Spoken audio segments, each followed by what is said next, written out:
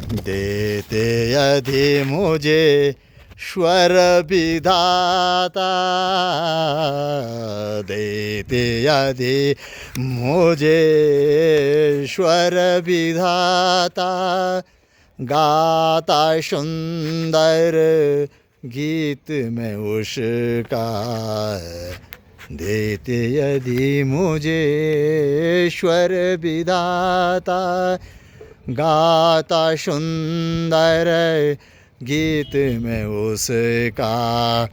गीत अगीत यहाँ कौन सुंदर है, गीत अगीत यहाँ कौन सुंदर है, उसकी छवि में चाँद बिछाता।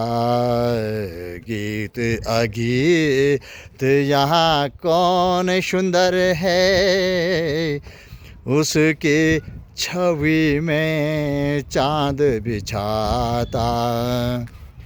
गीत अगीत यहाँ कौन सुनाए, गीत अगीत यहाँ कौन सुनाए, विरह अविरह में जीवन बिताए। गीत अगीत यहाँ कौन सुनाए, देते यदि मुझे स्वर विधाता, देते यदि मुझे स्वर विधाता, गाता सुंदर मैं अगीत पुराना। देते यदि मुझे स्वर विधाता, गाता सुंदर मैं अगीत पुराना। धन्य धन्य धन्य उस जगत पति को, धन्य धन्य धन्य उस जगत पति को, जिसने अपनी गरीबी रचाई। धन्य धन्य धन्य उस जगत पति को, जिसने अपनी गरीबी बिछाई।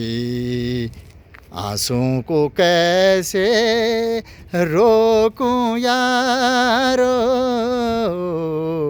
आंसुओं को कैसे रोको यारो, गरीबी में पलते गरीबी कमाई। गरीबी में पलते गरीबी कमाई। गीत अगीत यहाँ कौन सुनाए, विरह अविरह में जीवन बिताए। देते यदि मुझे स्वर विधाता, देते यदि मुझे स्वर विधाता, गाता सुंदर मैं अजीत पुराना। गाता सुंदर मैं अगीत पुराना। प्रस्तुत पंक्तियों में जो ये गीत और अगीत है, गरीबी और अगरीबी है, विरह और अविरह है। तो जो गीत है वो प्रकृति का सारांश है, प्रकृति का अस्तित्व है, प्रकृति की काया है, प्रकृति की माया है। और जो अगीत है वह ईश्वर का प्राकट्य भाव है, निराकार का भाव है। गरीबी प्रकृति का हिस्सा है, गरीबी प्रकृति में पलती है, गरीबी प्रकृति ही है। जब शुष्क हो जाता है मौसम तो गरीबी छा जाती है, पतझड़ जब होता है गरीबी छा जाती है। और गरीबी का अगर विलोम हम करें तो अगरीबी है, और अगरीबी गरीबी में नहीं है, गरीबी के भीतर पलती है, या गरीबी के बाहर जहाँ ईश्वर है, ईश्वर का नाम ही अगरीबी है, निराकार है, ब्रह्म है, ईश्वर है, परमेश्वर है। यहाँ जब नारियों में विरह छा जाती है, दुखी हो जाती है, जब उनके जीवन में कोई इश्क खड़ा होता है, तो वह रात के उद्गम में गमन करती हुई चाँद तक पहुँचती है, चाँद के पास उस सितारे तक पहुँचती है जहाँ सितारा चमकता है। तो वियोगी नारी चाँद के पास के सितारे तक उड़ती है और वहाँ अपना विश्राम पाती है। ऐसे ही प्रकृति के पार अविरह है। अविरह का अर्थ होता है निराकार, जो ब्रह्मांड से बाहर है, प्रकृति से बाहर है, तमाम चराचर से बाहर है, वो परमात्मा का अस्तित्व है। तो प्रस्तुत कविता में जो गरीबी है, गरीब आदमी है, गरीब इंसान है, उसके अंदर जो आकाश भरा पड़ा है, उसके अंदर की जो रिक्तता है, वहाँ जो खालीपन है, उस खालीपन में ईश्वर आता है, विराजता है। इसलिए कहते हैं गरीब ईश्वर का स्वरूप होता है।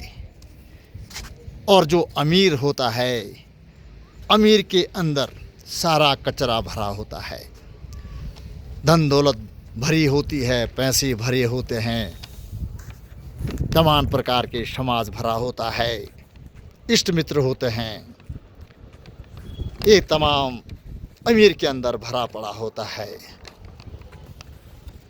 उदाहरण दूं, अगर अमीर के पास जाएं, आप अमीर के घर में जाएं, तो कोई अगर अतिथि आता है और वह पूछेगा अमीर को कि महाजन रात बिताने के लिए आपके पास जगह है, तो अमीर बोलेगा कि खाने के लिए तो है पर्याप्त, लेकिन जगह नहीं है हमारे पास, क्योंकि अमीर का जो बैठक रूम होगा वहाँ सामानों से खचाखच भरा पड़ा होगा। तो अमीर के अंदर कचरा भरा होता है, तमाम प्रकार के कचरे का ढेर अमीरों के अंदर होता है।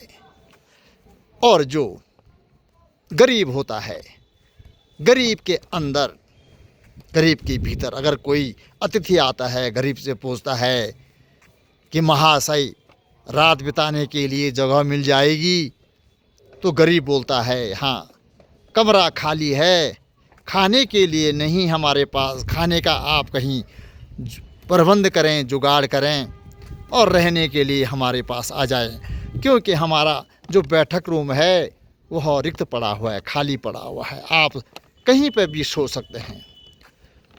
तो गरीब के जो भीतर है, गरीब का जो अंत आकाश है, गरीब के अंदर में खालीपन होता है। और हमेशा जो अतिथि ईश्वर के रूप में आता है, वह गरीब के अंदर विराजता है, बैठता है और गरीब की बातों को सुनता है। इसलिए एक 4 लाइनें जो कविता मैंने आपके ज़हन तक भेजने की जो भरपूर प्रयास मैं कर रहा हूँ, इन कविताओं में ओतप्रोत है, अपरिहार्य है। तो ये छोटी सी एक विचार मैंने समाज के सामने रखा कि गरीब और गरीबी, गीत और अगीत, गीत जो भी गाता है वो प्रकृतिमयी है। और अगीत जब कोई गाता है तो वह अमीर ही गा पाता है, क्योंकि अमीर दुखी होता है, गरीब दुखी होता है। अमीर नहीं, गरीब दुखी होता है। और गरीब जब उसको दुख प्राप्त होगा तो वह अगरीबी को पाएगा, आकाश को पाएगा, ईश्वर को पाएगा, निराकार को पाएगा। तो इसलिए कहते हैं गरीब ईश्वर का संतान है। धन्यवाद।